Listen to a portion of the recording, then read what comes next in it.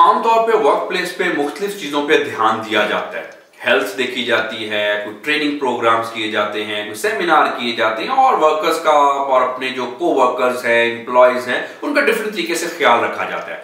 लेकिन एक बहुत निग्लेक्टेड एस्पेक्ट है इसका, मेंटल हेल्थ। जी हाँ, स्ट्रेस के इशू, बर्नआउट हो जाना और उसके अलावा लोगों का खुश ना होना, इस चीज पे आमतौर पे हम ज्यादा ध्यान नहीं देते। देना चाहिए।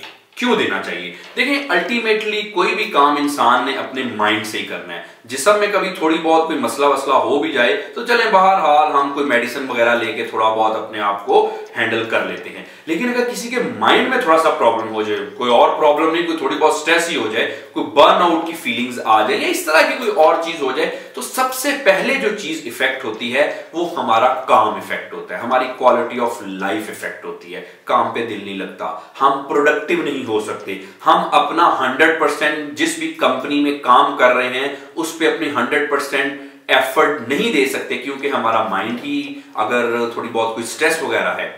Well, $1 spend in mental health save you $4। जी हाँ, ये हमें रिसर्च बताती है कि अगर आपके एम्प्लॉयज उनको किसी भी किस्म की स्ट्रेस है या कोई एंजाइटी है या उनके किसी भी तरह से वर्क प्लेस पे मसले चल रहे हैं और कुछ नहीं, तो अगर रिलेशनशिप के इश्यूज चल रहे हैं अपने को वर्कर्स के साथ, अगर वो काम से सेटिस्फाइड नहीं है, अगर उनका दिल नहीं लगता, हैप्पी नहीं है वर्क प्लेस पे, वर्क प्लेस का इन्वायरमेंट ऐसा है कि जो कि उनकी प्रोडक्टिविटी को 100% बूस्ट नहीं कर पा रहा, होता क्या उससे सबसे पहले तो एम्प्लॉयज की जो पोटेंशियल्स हैं वो हर्ट होते हैं, ठीक तरह से काम नहीं कर सकता वो शख्स, और उसके साथ साथ आपकी कंपनी को भी उसका लॉस होता है, क्योंकि एम्प्लॉय ठीक तरह से काम नहीं कर रहा, स्ट्रेस में है, अपनी एफर्ट नहीं दे रहा, सेटिस्फाइड नहीं है, बर्नआउट की फीलिंग्स है, क्या काम करेगा?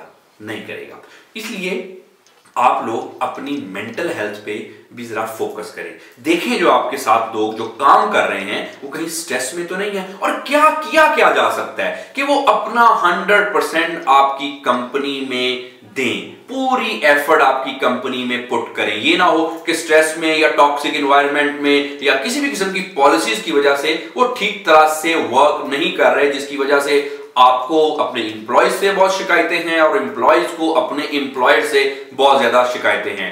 अल्टीमेटली जो सफर कर रहा है वो कौन कर रहा है? वो एम्प्लॉयर भी कर रहा है और एम्प्लॉयज भी कर रहे हैं, और उसका नेट जो सफर है वो आपका बिजनेस है, आपकी कंपनी है।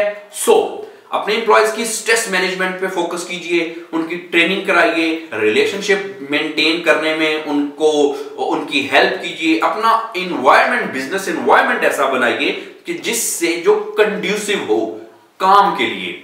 अगर आपको किसी भी किस्म का मसला है, यानी कि आपकी कंपनी, आपके बिजनेस में आपको लगता है कि एम्प्लॉयज अपना 100% एफर्ट नहीं डाल रहे, या एम्प्लॉयज को लगता है कि हमसे एम्प्लॉयर अगर इस तरह से डील करे तो हम शायद अपना बेहतर इस कंपनी में दें, हम ज्यादा सेटिस्फाई होंगे। वेल, ये विन विन सिचुएशन है एम्प्लॉयर के लिए भी और एम्प्लॉयज के लिए भी। अगर किसी को ऐसा मसला है, अगर आपके बिजनेस में इस तरह के कुछ हर्डल्स हैं और आप इसका हल करना चाहते हैं, तो आप माइंडवीव के प्लेटफॉर्म से मुझसे कांटेक्ट कर सकते हैं, ताकि आपको बिजनेस को बूस्ट किया जा सके, आपकी ट्रेनिंग के थ्रू, सेमिनार्स के थ्रू या वन-ऑन-वन कंसल्टेशन के थ्रू आपकी हेल्प की जा सके। अपना बहुत सारा ख्याल रखिए। Thank you very much.